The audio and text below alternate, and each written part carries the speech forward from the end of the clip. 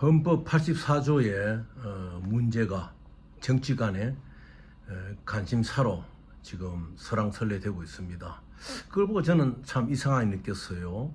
왜냐, 예를 들어 가지고 이재명 대표가 대통령이 되고 난 뒤에는 집행유예를 받더라도 그것은 선고이기 때문에 대통령직을 수행할 수 없다고 맞는 이야기죠.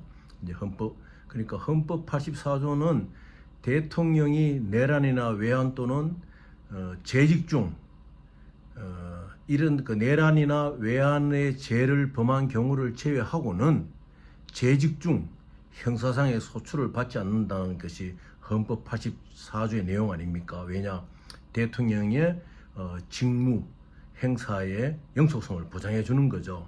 그런데 우리나라의 법률가들, 교수들, 또 우리 한동훈 법무부 장관이 법을 잘 알잖아요. 까지도 집행유예에 초점을 두고 있어요.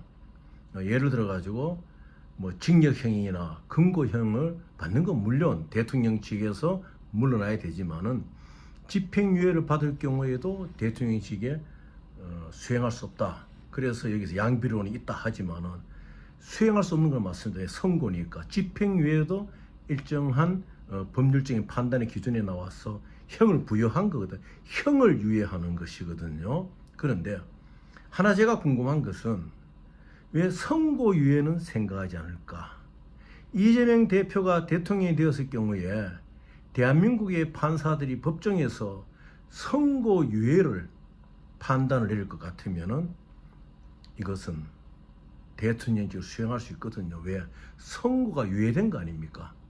그러니까 이재명 대표가 예를 들어 가지고 뭐 대구북 송금 문제라든지 뭐 여러 가지 문제로 뭐 4년형을 선고되었다, 또 선고가 집행이 유예된다, 이 문제가 아니고 선고 자체를 유예하는 것도 판사가 내릴 수 있는 결정 과정이잖아요. 검사가 내릴 수 있는 선처 결정 과정이 기소유예가 있듯이 기소가 되어야지 이제 재판으로 넘어가는 거니까 판사는 또 선처를 해주는 선고유예를 할 수가 있어요. 선고유예 2년을 한다. 그러면 2년 동안, 또 대통령 기간이 5년이니까 5년 동안 선고유예를 한다.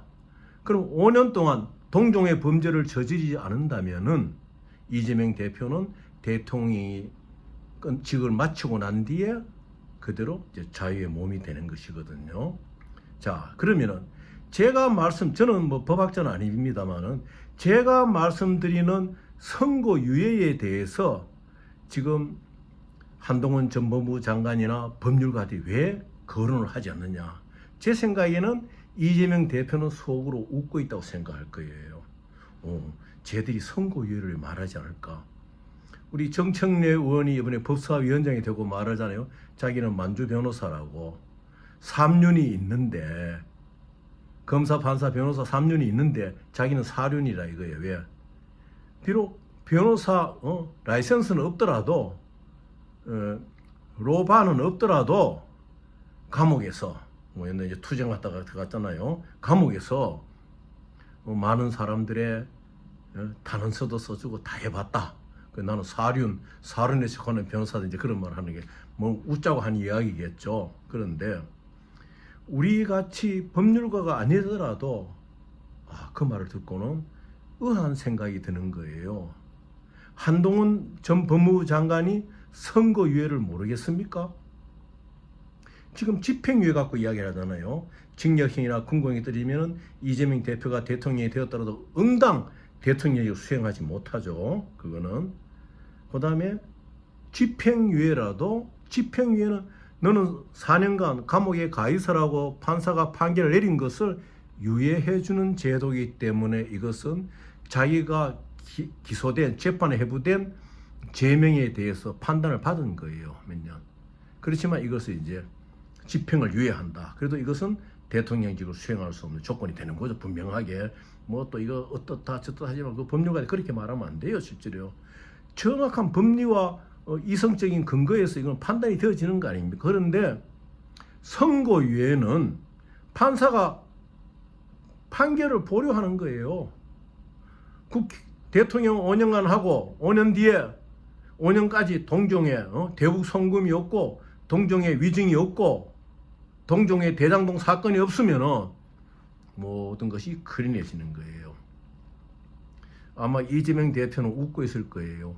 뭐 제가 가문한 탓인지 몰라도 이 제 말을 듣고 있는 혹시 법률가들이 계시면은 선고유예를 놓고 한번 생각해 보세요. 이재명 대표가 대통령이 되면은 판사들이 선고유예한다. 5년간 선고유예한다. 그러면 이재명 대표는 모든 제명에서 벗어나는 거예요. 그러면 그 한동훈 법무부 장관이 그걸 모를 리가 없고 우리나라 법률가들이 모를 리가 없잖아요. 선고유예를요. 저는 과거에 의사들에게 선고유예 내리는 것을 많이 봤어요. 의사들이 참 억울하게 법정에 휘말리잖아요. 지금은 안 그래요. 의사들 중에는 변호사 출신 의사가 변호사 된 사람도 있잖아요. 왜? 너무 억울한 일 당해보는 의사들이 공부를 해요. 로스쿨을 가고 과거에는 사법고시를 보고 옛날에 의사들은 순진해가지고 뭐 못된 사람들이 뭐 옛날에 못된 기자들도 많고 못된 사람들이 많잖아요. 의사들의 약점을 다 잡아가지고 특히 의사들 약점에 걸리는 게 무엇이냐?